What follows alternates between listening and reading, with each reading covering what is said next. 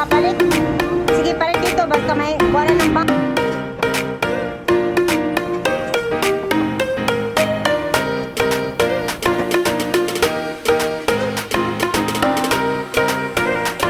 Panibagong araw, panibagong vlog. Welcome na naman ulit sa ating channel. Napaka-busy ko na naman ngayon at ngayon lang ako nakapag voice over dahil kanina ko pa inaantay yung Samuel ko. Hindi talaga sila pumunta dito sa amin at wala talaga kaming kuryente at walang internet, no? Kaya nag-load na lang talaga ako at nag-voice over na lang talaga ngayon.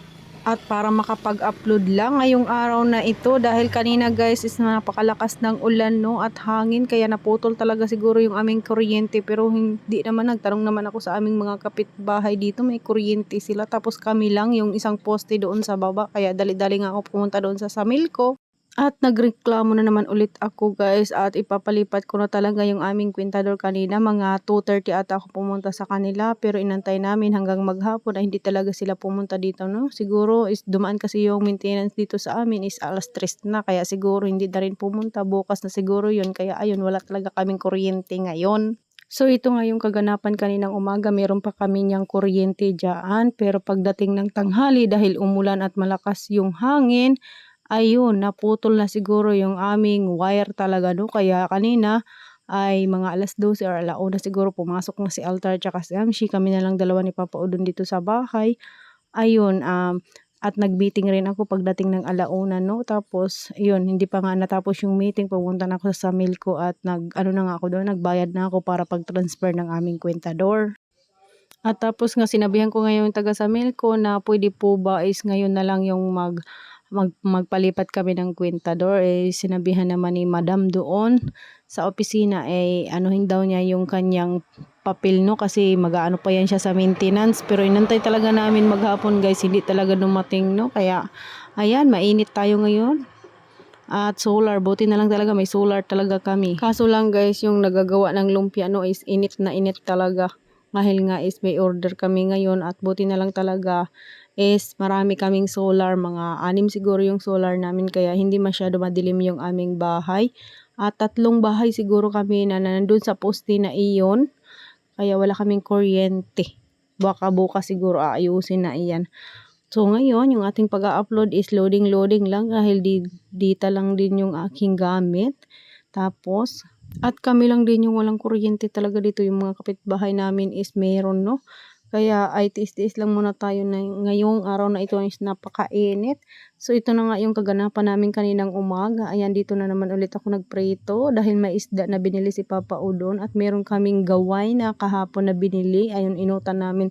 Tapos kwento ko lang sa inyo guys, no, yung talagang matutuloy na talaga yung pag-iba ng aming tindahan dito at malapit na talaga. So guys, no, kwento ko lang sa inyo yung status talaga ng aming tindahan ay hindi talaga babayaran, no. Yung ibibigay lang daw nila sa aming tindahan is 5,000 lang daw. Tapos ayun, wala na talaga silang babayaran dahil hindi daw kasama yung aming tindahan sa kanilang ano tawag doon, yung dahil ano na daw sa gobyerno na daw yung aming tindahan kaya hindi talaga babayaran, no. Gigibain talaga yung aming tindahan kaya ayan, nakakalungkot, no. Kakalungkot man tanggapin pero wala tayong magawa kaya ayan, tanggapin na lang natin yung 5,000 at tanggapin na lang natin na gibain talaga yung ating tindahan.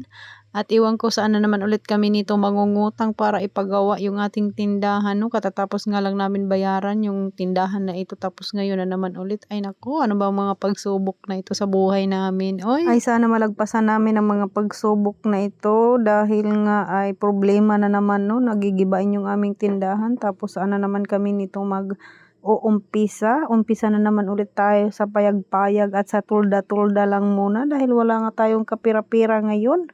So ito na lang guys, dito na lang tayo sa aking niluluto, no. Ayan, at nagprito na nga ako dito ng isda dahil si Alter is hindi yan siya kumakain. Pag yung paksiw, gusto ko sana paksiwin, kaya sabi ni Papa Udon prituhin na lang daw. Tapos ayan, may naglako na gulay, bumili na rin kami ng luya at saka kamatis. Mura lang yung kamatis nila, 60 lang yung 1 kilo, kaya kumuha na ako ng 2 kilo. Tapos yung luya nila is 160, kumuha na rin ako ng 1 kilo.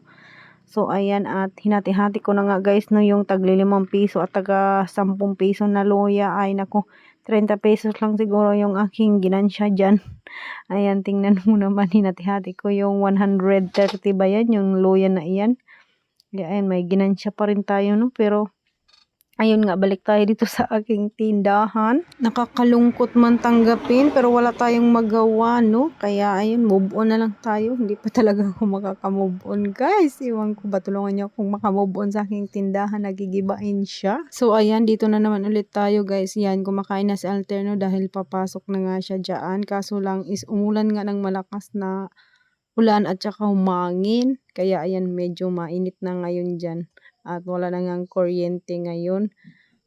Ayan, si Alter kumakain siya, tumatawa-tawa na siya dyan. At naluto naman, habang ako nagluluto ng prito, ayan, gusto niya nang kumain. Ayan, at hinimay-himayan ko pa talaga yan siya, guys, kasi nga is maraming tinik yung isda, no? Kasi is baka matinik yung ating anak, kawawa naman. At may biglang nag-deliver dito sa amin na bear. Kahapon ko pa ito inaantay na dumaan sila, no? Kaso lang kahapon ay naubos siguro yung kanilang mga bear kahapon, kaya hindi na sila napadaan. Ngayon na lang, kumuha na ako ng bear na 500 ounce ba yun? Tawag doon. Basta 500 ounce na bear.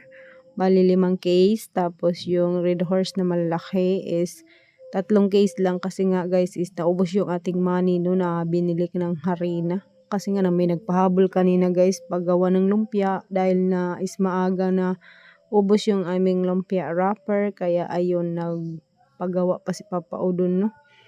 At ayan na yung ating mga binayaran, 4,900, basta 900 plus yan, hindi masyadong nakikita dyan sa video natin.